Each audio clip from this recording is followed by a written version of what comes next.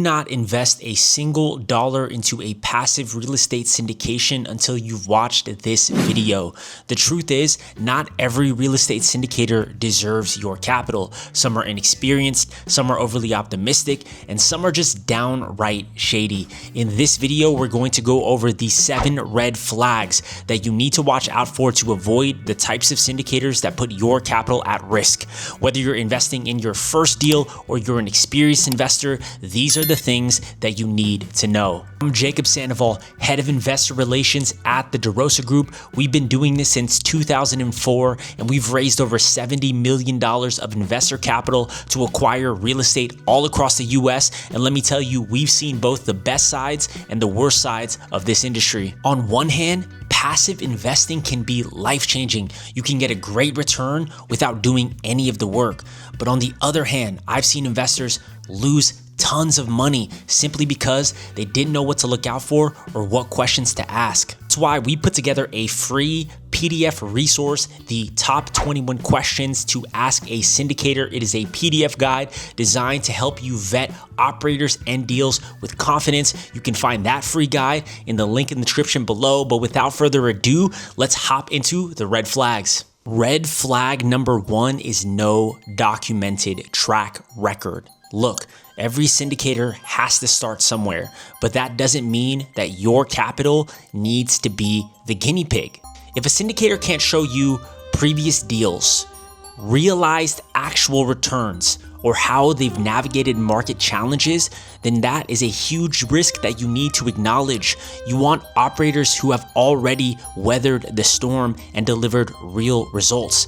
We've been doing this for over 20 years, so we've operated in real estate markets that were both really good real estate markets, but also really challenging real estate markets. And you want an operator that has seen different real estate markets. One very simple question that you can ask is, how many deals have gone full cycle and what are the returns of those deals? You don't want to rely on flashy marketing or charismatic operators. You want to rely on real results and on history. You need to ask about the track record. Red flag number 2 is too good to be true projections. I personally really dislike when operators are overly optimistic with their projections. If a deal is projecting 25% IRR, in today's market, your BS rater should be going off and sounding all the alarms, because anyone can make numbers look good on a spreadsheet. What matters is how those numbers are built. Are they assuming a 5% annual growth rate in a declining market for rents? Did they leave out key management reserves or CapEx line items? Do their expense ratios seem suspiciously low? Conservative operators bake in buffers. They do not fudge the numbers to make the returns look good. Overly optimistic operators try to sell the dream and leave you holding the bag when the asset underperforms. So ask to see the projections and see if those projections are realistic. To that end, you should be able to underwrite these multifamily deals yourself. That's why we built another free resource, the 15-minute underwriting tool. You can get that down the link in the description below, but within 15 minutes, you can plug in some data and see if the actual deal is a good deal or not. And you should be doing these for all passive deals that you're looking to invest in. And again, you can get that for free down the link in the description below. Red flag number 3 is no clear business plan or exit strategy. What's the actual plan?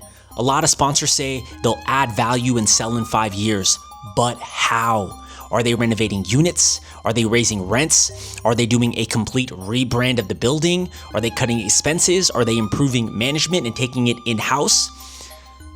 You gotta have a plan. You can't just assume that these real estate properties are going to go up in value indefinitely just because you hold them. You have to have a clear plan of how you're going to add value. And what's the exit strategy? Are they refinancing and holding for the long term? Are they selling? If they can't walk through the business plan and the exit strategy clearly, they're making it up as they go, and they're not someone you want managing your money. So again, They have to be able to articulate very clearly what is the business plan, how are they adding value, how are they increasing income or cutting expenses, how are they going to make you money at the end of the day, and what is the timeline for you getting those returns. The syndicator needs to be able to answer those things clearly for you to be able to move forward with confidence. Red flag number 4 is confusing or hidden fee structures.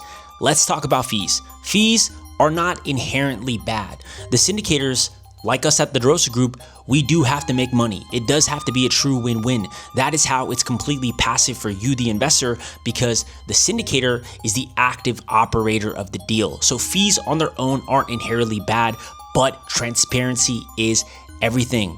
Some syndicators earn a very fair fee for managing all aspects of the deal.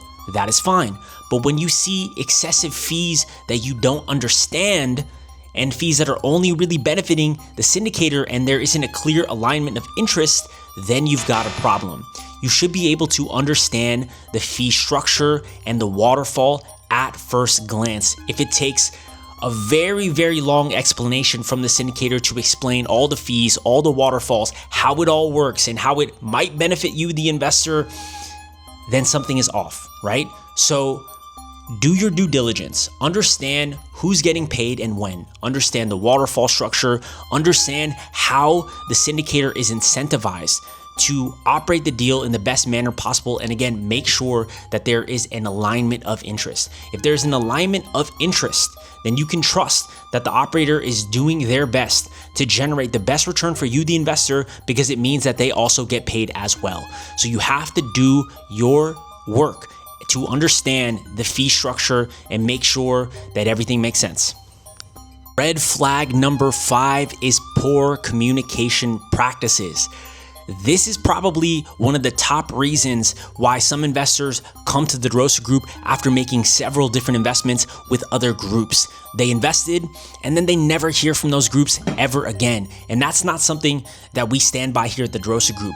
We are here and active and overly communicating with our investors. Passive investing doesn't mean silent investing. You should expect regular updates, either monthly or quarterly, and sometimes even a little more frequent, with actual performance data, not vague generalities. I have conversations with our investors every single week. My calendar is always open to discuss the performance of our assets and to answer any questions our investors have, right? So when you're vetting an operator, ask them about the communication with their investors. What is their investor update schedule? You know, who do I talk to if I have a question? Can you book a call? Who do you email? These are all very important, right? Do you share actual financials or do you just share snapshot summaries? This level of communication is very important to understand before you get into the deal. The worst thing that can happen is you invest in a deal and then you never ever hear from the operator ever again. If the communication isn't clear before you invest, it won't magically improve afterward. Communication is absolutely huge. It's something we value very much at the DeRosa Group, and it's something you have to understand before you invest with an operator. Red flag number 6 is having no real due diligence process. Every single deal should go through a rigorous due diligence process. That means physical inspections, that means financial audits, that means market analysis, and that means legal checks. You should ask the operator, what is your criteria for walking away from a deal, right? Who performs due diligence and third-party reviews? You know, what red flags have you uncovered in past deals? If they gloss over due diligence or don't seem to take it seriously, you shouldn't take them seriously either. The last thing you want to do is be getting into an investment with an operator that doesn't try to figure out all the ways in which the deal can go wrong. Because what is going to happen is you're going to get into that deal, they're going to gloss over due diligence, and that asset, one way or another, is not going to perform. There are a lot of gotchas in real estate. There are a lot of pitfalls in real estate, and you need an operator who can spot those pitfalls and those money pits before you get into the deal.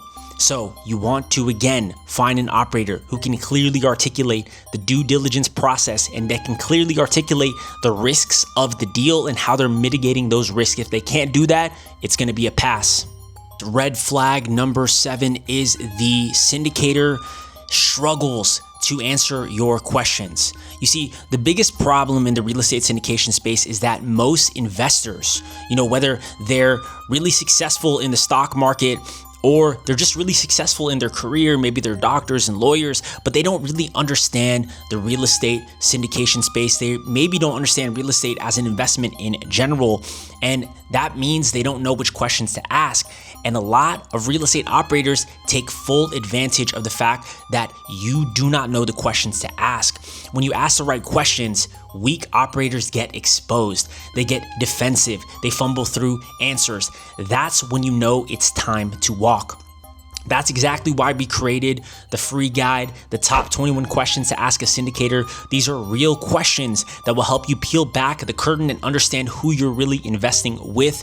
It is an absolutely free guide, and I guarantee that if you ask the question of these syndicators, you are going to find out a lot more than if you didn't ask those questions, and you could potentially avoid investing in a bad operator, in a bad deal. So I would encourage you to download that free resource down in the link in the description below. Let us land the plane on this topic. If you are new to the real estate syndication space, if you're evaluating a new operator or a new deal, you have to be careful. You owe it to yourself to do this right. Know which questions to ask and what red flags to look out for. Again, encourage you to download our free guide, Top 21 Questions to Ask a Syndicator, down in the link in the description below. If you want to connect with the DeRosa Group, we are very, very passionate about generating passive income for our investors and helping them achieve financial freedom. You can book a call with me directly down in the link in the description below. We want to help you invest smarter, and we are a partner with a demonstrated track record that you can trust. Thank you for watching, and we'll see you guys in the next video.